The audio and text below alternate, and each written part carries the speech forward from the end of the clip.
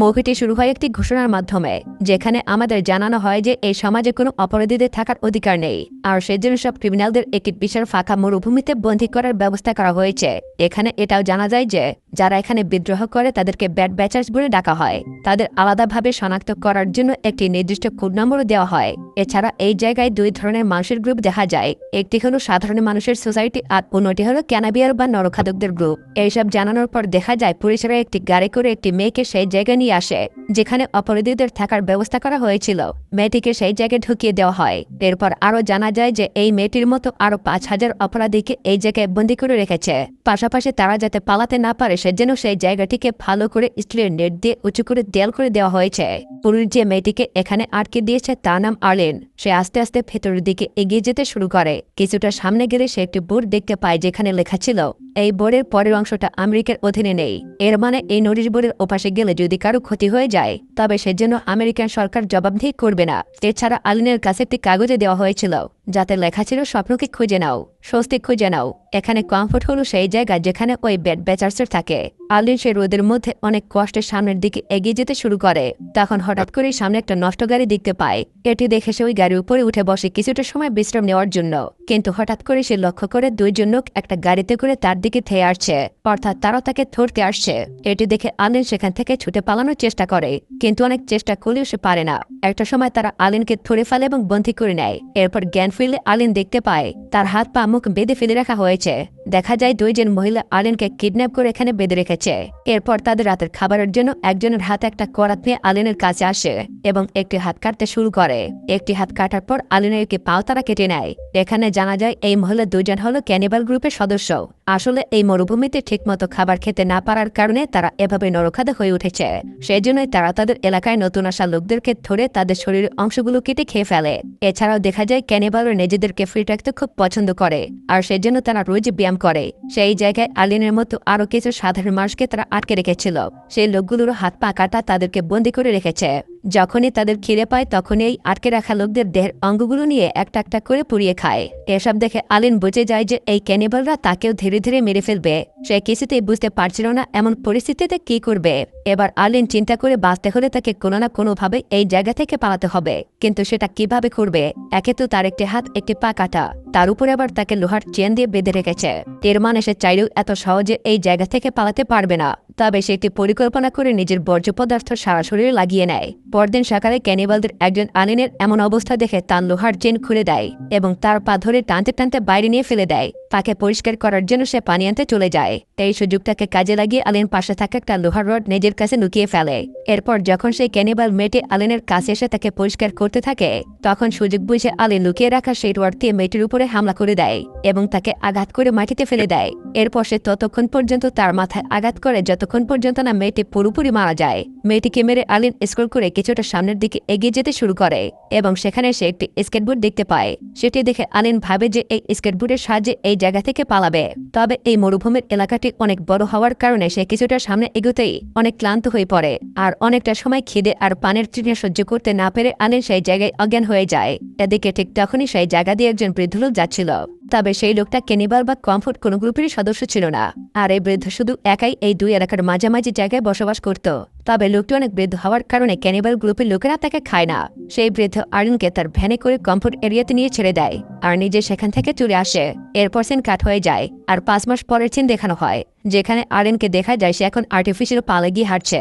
আর এই কমফোর্ট এরিয়াতে আর্লিনের নিজের একটা বাড়িও রয়েছে। দেখা যায় কমফোর্ট এলাকার মানুষের লাইফস্টাইল ক্যানিবালদের থেকে একেবারেই আলাদা।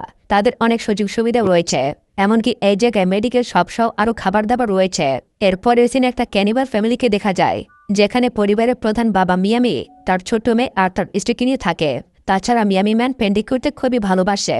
সে তার মেয়ের পেন্টিং করে আর তাকে দেখায়। এরপর সে সোজা চলে আসা তাদের বন্ধী করে একটা মেয়ের কাছে এবং মেয়েটাকে মেরে তাকে টুকরো টুকরো করে কেটে ফেলে আর সেগুলো পুড়িয়ে সবাইকে নিয়ে খেয়ে ফেলে। পরদিন আবারও আর্লিনকে দেখা যায় সে মন খারাপ করে বসেছিল। আসলে আর্লিন তার নিজের হাত পা খুবই মিস করছিল। এমনকি সে তো আয়নার সামনে দাঁড়িয়ে ভাবতে থাকে যে যদি সেদিন ওই ক্যানিবালরা তার হাত পা না কাটত তাহলে আজ সে আরও বেশি সুন্দরী থাকত। এইসব ভেবে আর্লিনের রাগ বাড়তে থাকে ক্যানিবালদের উপরে, কারণ এই ক্যানিবালদের কারণেই তার এই দশা হয়েছে। আর এবার আর্লিন ঠিক করে সে ওইসব ক্যানিবালদের শেষ করেই ফেলবে। তাই সে একটা বন্দুক হাতে নিয়ে কমফোর্ট এরিয়ার একটা রাস্তা থেকে ক্যানিবালদের এরিয়ার দিকে এগিয়ে যেতে শুরু করে। অন্যদিকে মিয়ামি ম্যানের স্ত্রী এবং তার মেয়েকে দেখা যায় তারা দুজনে গাড়ি করে সেই কম্পিউটারের সামনে তাদের ফেলে দেওয়া জিনিস থেকে নিজেদের প্রয়োজনীয় জিনিসপত্র কুড়িয়ে নিতে আসে। এর মধ্যে আলিন সেই জায়গায় চলে আসে এবং তাদেরকে সেখানে দেখতে পায়।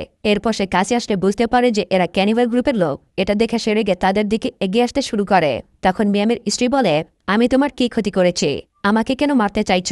প্লিজ আমাকে মেরো না।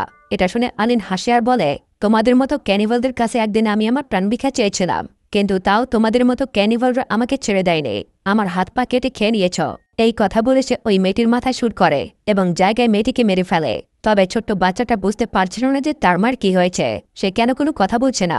তবে বাচ্চাটাকে দেখে আলিনের খুব মায়া হয়, তাই সে বাচ্চাটাকে তার সাথে করে কমফোর্ট এরিয়ার দিকে রওনা হয়। তবে ঠিক সেই সময় দূরে দাঁড়িয়ে থাকা সেই বৃদ্ধ লোকটা দূরবীনের সাহায্যে দেখতে পায় যে ওই বাচ্চাটা কমফোর্ট এরিয়ার দিকে যাচ্ছে। এরপর আলিন বাচ্চাটাকে নিয়ে সেই কমফোর্ট এরিয়াতে চলে আসে এবং সেখানে বাচ্চাটার একটা খরগোশ পছন্দ হওয়ায় তাকে সেটা কিনে দেয়। অন্যদিকে সন্ধ্যা হয়ে আসছে, তবু স্ত্রী আর মেয়েকে বাড়িতে আসতে না দেখে মিয়ামি ম্যান খুব টেনশনে পড়ে যায় আর সে এবার তাদের খোঁজার জন্য দ্রুত গাড়ি নিয়ে বেরিয়ে পড়ে। এরপর সে সোজা সেই জায়গায় চলে আসে যেখানে তার স্ত্রী আর মেয়ে রোজ প্রয়োজনীয় জিনিসপত্র খুঁজতে আসত। তবে সেখানে আসতেই মিয়ামি ম্যান দেখতে পায় তার স্ত্রীর মৃতদেহ তাকে ছিঁড়ে খাচ্ছে, কিন্তু সে আশেপাশে কোথাও তার মেয়েকে দেখতে পায় না। তার মেয়েকে না দেখতে পেয়ে সে আরও বেশি চিন্তায় পড়ে যায়। এরই মধ্যে মিয়ামি ম্যান সেই জায়গায় ওই বৃদ্ধকে দেখতে পায় আর ওই বৃদ্ধ লোকটিও সেখানে পড়ে থাকা জিনিসপত্র থেকে প্রয়োজনীয় জিনিসপত্র কুড়িয়ে নিচ্ছিল। তাই সে বৃদ্ধকে ডেকে তার মেয়ের ছবি দেখে জিজ্ঞাসা করে সে ওই বাচ্চা মেয়েটিকে কোথাও দেখেছে কিনা। কথায় বৃদ্ধ জানায় যদি মিয়ামি তার একটা ছবি এঁকে দিতে পারে তাহলে সে বলতে পারে যে তার মেয়ে কোথায় আছে। আর মিয়ামি ম্যানের কাছে আর কোনো পথ না থাকার কারণে সে ওই বৃদ্ধকে একটা ছবি এঁকে দেয়। আর তখন ওই বৃদ্ধ লোকটা মিয়ামির মেয়ের ছবির উপরে লিখে দেয় ফাইন্ড দ্য কমফোর্ট। এটা লিখে সে মিয়ামি ম্যানকে একটা ক্লু দেয়। এর মানে এবার মিয়ামিকে তার মেয়েকে খুঁজে পেতে হলে কমফোর্ট এরিয়াতে যেতে হবে। অন্যদিকে আলিনকে দেখা যায় সেই বাচ্চা মেয়েটিকে একটা পার্টিতে নিয়ে আসে এবং সেই জায়গায় কমফোর্টের সবথেকে ধনী লোক যার নাম ছিল ড্রিম তাকেও দেখতে পাওয়া যায় এবং দেখা যায় ওই এলাকার সবাই ড্রিমকে নিজেদের হিরো মনে করে, কারণ এই ড্রিম একাই পুরো কমফোর্ট এলাকার ড্রাগস সাপ্লাই দিয়ে আসছে। ড্রিমের ড্রাগসের মধ্যে এমন কিছু মেশানো থাকে যা খেলে মনে হয় যেন মানুষ কোনো অন্য দুনিয়ায় প্রবেশ করেছে, যারা নিজেদের মধ্যে অনেক আনন্দ অনুভব করে। বলতে গেলে সেই দুনিয়াতে শুধু শান্তি আর শান্তি। এক কথায় ড্রাগস খেলে মনে হয় তারা নিজেদের স্বপ্নের দুনিয়ায় বিচরণ করার সুযোগ পায়, আর সেজন্য সবাই ভালোবেসে তাকে ড্রিম বলে ডাকে। এছাড়া ড্রিম এই কমফোর্ট এলাকার মেয়রও বটে। তারপর সেই পার্টিতে সবাইকে ড্রাগস দিলে আলিনও সেখানে আসে এবং একটা ট্যাবলেট খেয়ে নেয়। ওইদিকে সেই সময় সেই মেয়েটির হাত থেকে খরগোশটি পড়ে যায়। এটি দেখে বাচ্চা মেয়েটি সেই খরগোশটি খুঁজতে যায় এবং একটা সময় ড্রিমের কাছে চলে আসে। তখন ড্রিম সেই বাচ্চাটাকে নিজের সাথে করে নিয়ে যায়। এদিকে আলিন হঠাৎ করে বাচ্চাটাকে তার পাশে দেখতে না পেয়ে সেই নেশার ঘরেই তাকে চারপাশে খুঁজতে শুরু করে। খুঁজতে খুঁজতে সে নিজের অজান্তেই সে ড্রাগসের নেশার কারণে কমফোর্ট এরিয়া থেকে বেরিয়ে ক্যানিভালদের এরিয়ার দিকে যেতে শুরু করে। কারণ ড্রাগস নেওয়ার কারণে আলিন এতটাই আনন্দিত হয়েছিল যে সে এখন কল্পনা করছে যে সে তার স্বপ্নের দুনিয়াতে বিচরণ করছে। এমনকি সে এটাও দেখতে পায় না যে তার পেছনে মিয়ামি ম্যান দাঁড়িয়ে আছে। পরদিন চোখ খুলে আলিন দেখতে পায় সেই কমফোর্ট এরিয়া থেকে অনেক দূরে একটি জায়গায় পড়ে আছে। তার সামনে মিয়ামি সেই আর্টিফিশিয়াল পার্টি ধরে দাঁড়িয়ে আছে। এই পার্টি ছাড়া আলিন কিছুতেই সামনের দিকে চলতে পারে না, কিন্তু মিয়ামি ম্যান সেটা দেয় না এবং তার মেয়ের ছবি দেখে জিজ্ঞাসা করে এই বাচ্চাটিকে আগে কোথাও দেখেছ কিনা। তবে আলিন তার কাছে মিথ্যা বলে। সে নিজেকে বাঁচাতে মিয়ামি ম্যানকে বলে যে সে বাচ্চাটিকে কোথাও দেখেনি। এই কথায় মিয়ামি জানায় আমি তোমাকে একটি শর্তে ছেড়ে দিতে পারি, যদি তুমি এখান থেকে কমফোর্ট এরিয়াতে গিয়ে আমার মেয়েকে খুঁজে এনে দাও। এসব করার কারণ হলো ক্যানিভালদের এই কমফোর্ট এরিয়াতে যাওয়ার কোনো অনুমতি নেই। যদি কেউ ভুলেও ওই কমফোর্ট এরিয়াতে ঢুকে পড়ে বা তার আশেপাশে যায় তবে তাদেরকে শুট করে মেরে ফেলা হবে। তাই বাধ্য হয়ে মিয়ামি আলিনের সঙ্গে এই ডিলটা করে। তবে মিয়ামি তো এটা জানি না যে তার স্ত্রীকে আলিনই মেরেছে। এখানে যাওয়ার আগে মিয়ামি সাহেব জানিয়ে দেয় যে যদি সে তার কথা না রাখে তবে সে যে করেই হোক না কেন আলিনকে খুঁজে বের করবে এবং তার মেয়েকে মেরে ফেলবে। এইসব শুনে প্রাণের ভয় আলিনও তার কথা রাজি হয়ে যায়। এরপর সে আলিনকে সাথে করে সেই কমফোর্ট এলাকার দিকে এগিয়ে যেতে শুরু করে। তবে তাদের কাছে কোনো গাড়ি ছিল না, তাই সেখানে আসা অন্য একজন ক্যানিভাল লোকের সাহায্য চায়। সেই ক্যানিভাল লোকটা গাড়ি থেকে নেমে জানায় যদি মিয়ামি আলিনের একটা হাত কেটে তাকে দেয় তবেই তাকে সাহায্য করবে। হাত কেটা যদি মিয়ামি না করে তবে তাকে মেরে ফেলবে এবং তারপর আলিনকে সে ধরে নিয়ে যাবে। এই কথায় মিয়ামি রাজি হয়ে যায় এবং আলিনকে তার হাতে তুলে দেয়। এরপর তার পরিমাণ মতো জ্বালানি নিয়ে নেয়। যখন সেই ক্যানিভাল লোকটি আলিনকে ধরে নিয়ে যেতে শুরু করে ঠিক তখনই মিয়ামি ম্যান সেই লোকটাকে লক্ষ্য করে পেছন থেকে তার দিকে একটা ছুরি মারে। এতে সেই লোকটা সেখানেই মারা যায়। এরপর মিয়ামি সেই লোকটার সাথে থাকা সবকিছু নিজের দখলে করে নেয়, এমনকি সেই লোকটার একটা হাতও সে কেটে নেয়। এরপর মিয়ামি আলিনকে সাথে করে মোটর বাইকে করে কমফোর্ট এরিয়ার দিকে যেতে শুরু করে, কিন্তু কিছুটা পথ যেতে না যেতেই আচমকা সেখানে ঝড় উঠতে শুরু করে এবং চারপাশে বালি উঠতে শুরু করে। নিজেদের বাঁচানোর জন্য তখন তারা দুজন সেখানে তাঁবু কাটিয়ে বসে পড়ে, কিন্তু ঝড় থামাতে থামাতে রাত হয়ে যায়। তাই তারা উপায় না পেয়ে পাশের একটা গুহায় আশ্রয় নেয়। সেখানে মিয়ামি সেই ক্যানিভাল লোকটার কেটে আনা হাত পুড়িয়ে খেতে শুরু করে। এইসব দেখে আলেন তাকে জিজ্ঞাসা করে যে সে কিভাবে এই ক্যানিভাল হয়েছে।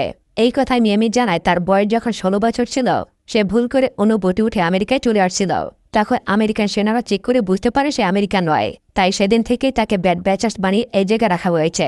মিয়ামির এই করুণ কাহিনী শুনে আলিনের তার প্রতি মায়া হয়, আর এসবের মাঝে তারা দুজনে একে অপরের খুব কাছে আসতে শুরু করে। ঠিক সেই সময় পেছন থেকে একজন মিয়ামিকে গুলি করে দেয়। সেখানে একজন অপরিচিত লোক বেরিয়ে আসে এবং আর্লিনকে তার সাথে কমফোর্টে যাওয়ার কথা বলে। এইসব শুনে আর্লিন কিছু বুঝতে পারছিল না যে সে এখন কি করবে। সে কি মিয়ামিকে সাহায্য করবে নাকি এই লোকটার সঙ্গে কমফোর্ট এরিয়াতে চলে যাবে। অনেক ভেবেচিন্তে আর্লিন শেষ পর্যন্ত সেই লোকটার সঙ্গে কমফোর্ট এরিয়াতে চলে যায়। তবে এখানে এসে তার কিছুই ভালো লাগছিল না। সে কেমন যেন একা একা অনুভব করতে শুরু করছিল। এমনকি সে পুরো সময় মিয়ামি ম্যানের সাথে কাটানো মুহূর্তগুলো মিস করতে শুরু করে। সেই ঘটনাটাও তার মনে পড়তে থাকে যখন মিয়ামি তাকে সেই ক্যানিভাল লোকটার হাত থেকে বাঁচিয়েছিল। এর মানে আর্লিন মিয়ামিকে পছন্দ করতে শুরু করেছে, আর সেজন্য সে আবার ঠিক করে যে মিয়ামি ম্যানের কাছে ফিরে যাবে এবং তার সাথে নিজের বাকি জীবনটা কাটিয়ে দেবে। সেজন্য সকাল হতেই আর্লিন সেই জায়গায় চলে আসে যেখানে মিয়ামির সঙ্গে তার শেষ দেখা হয়েছিল। কিন্তু সেখানে গিয়ে সে আর তাকে খুঁজে পায় না। তবে সে ওই জায়গায় মিয়ামির পেন্টিংয়ের খাতাটা দেখতে পায়। সেটা সাথে নিয়ে আর্লিন আবারও কমফোর্ট এরিয়াতে ফিরে আসে। অন্যদিকে সেই বৃদ্ধ লোকটা সেই জায়গায় আসে লক্ষ্য করে এক জায়গায় অনেক কাক উঠছে, যা দেখে সে বুঝতে পারে যে হয়তো সেই জায়গায় কিছুটা হয়েছে। সে হাঁটতে হাঁটতে সেই জায়গায় চলে আসে এবং দেখতে পায় মিয়ামি অজ্ঞান হয়ে পড়ে আছে, আর সেই জন্য ওই জায়গায় এত কাক উড়ে বেড়াচ্ছে। লোকটা সেখান থেকে একটা কাক ধরে ফেলে। এরপর সে তাকে সাথে করে তার থাকার জায়গায় নিয়ে যায় এবং যে কাককে ধরেছিল সেটা পুড়িয়ে মিয়ামিকে খেতে দেয়। অন্যদিকে আলিন মিয়ামি ম্যানের সেই পেন্টিং নোটবুকটা দেখে বুঝতে পারে মিয়ামি ম্যান তার মেয়েকে অনেক ভালোবাসে।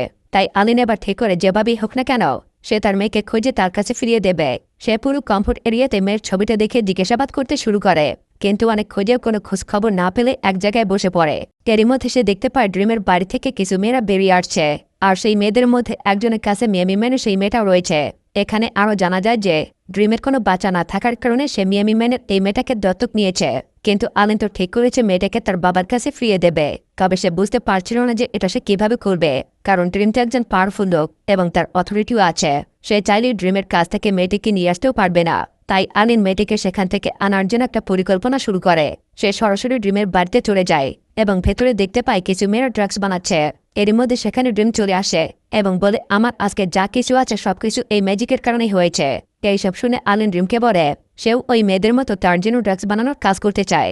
এই কথা শুনে ড্রিম আলিনকে সেই কাজের জন্য রেখে দেয়। কিছুক্ষণ পর একজন মেয়ে এসে আলিনকে একটা ঘরে নিয়ে যায়। তখন আলিন বাথরুমে যাওয়ার জন্য মিথ্যা বাহানা দিয়ে তার সেই আর্টিফিশিয়াল পার ভেতরে লুকিয়ে রাখা বন্দুকটা বের করে নেয় এবং সেই মেয়েটিকে গান পয়েন্ট করে নেয় এবং আলিন সোজা ড্রিমের সামনে চলে যায়।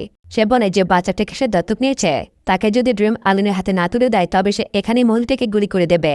আর এখানে জানা যায় যে মহিলাকে আলিন বন্দুকের মুখে জিম্মি করেছে সে আসলে ড্রিমের স্ত্রী। এবার ড্রিমের হাতে আর কোনো উপায় না থাকার কারণে বাচ্চাটিকে দিয়ে দেয়। এরপর আলিন সেই বাচ্চা আর মহিলাটিকে নিয়ে একটি গাড়িতে করে সোজা কমফোর্ট এরিয়া সীমানায় চলে আসে। সেখানে সেই মহিলাকে নামিয়ে দিয়ে বাচ্চাটাকে নিয়ে সে ক্যানিভালদের এরিয়ার দিকে যেতে শুরু করে। যাওয়ার পথেই মিয়ামির সঙ্গে আলিনের দেখা হয়ে যায়। দেখা যায় যে সেই বৃদ্ধ লোকটার সাহায্যে মিয়ামি এখন অনেকটাই সুস্থ হয়ে গেছে। আর্লিন বাচ্চাটিকে তার হাতে তুলে দেয়। মিয়ামি তার মেয়েকে দেখে অনেক খুশি হয়ে যায়। তখন আর্লিন মিয়ামিকে জানায় তাকেও যেন তাদের সাথে নিয়ে যাওয়া হয়, কিন্তু মিয়ামি কিছুতেই তার কথায় রাজি হয় না। মিয়ামি বারবার আর্লিনকে বোঝায় যে তাদের যে ভয়াবহ দুনিয়া সেখানে আর্লিনের জন্য মৃত্যু ছাড়া আর কিছুই নেই, কারণ তারা হলো নরখাদক, আর সেই জন্য সে যে কোনো সময় ক্যানিভালদের খাবার হয়ে যেতে পারে। তাই ভালো হবে আর্লিন যেন তার নিজের গ্রুপ অর্থাৎ কমফোর্ট এরিয়াতে ফিরে যায়। তবে আর্লিন সোজা জানিয়ে দেয় যে সে যেতে চায় না। আর্লিন আরও বলে আমার এতে কোনো আশা জানা যে তুমি একজন ক্যানিভাল, আমি শুধু তোমার সঙ্গে থাকতে চাই, আমি তোমার কাছে থাকতে চাই কারণ আমি তোমাকে পছন্দ করি। এরই মধ্যে মিয়ামের মেয়ে বলে ওঠে আমার খিদে পেয়েছে, কিন্তু আমি মাংস খাবো না, আমি নুডলস খাবো। কিন্তু এখানে কোনো নুডলস না থাকার কারণে মিয়ামি বাচ্চা মেয়েটি সেই প্রিয় খরগোশটিকে মেরে তাকে খাইয়ে দেয়। আর এভাবেই তারা তিনজন সেই জায়গায় একসঙ্গে থাকতে শুরু করে। আর এখানেই মুভিটা শেষ হয়ে যায়। বন্ধুরা গল্পটা একটু অদ্ভুত ধরনের, তবে এই গল্প দিয়ে ডিরেক্টর কি বুঝিয়েছে তা আমি নিজেও বুঝতে পারিনি। আপনারা কেসে বুঝতে পারলে অবশ্যই কমেন্ট করে জানিয়ে যাবেন। আর সবশেষে আপনাকে ধন্যবাদ কারণ ভিডিওটা আপনি সম্পূর্ণ দেখেছেন।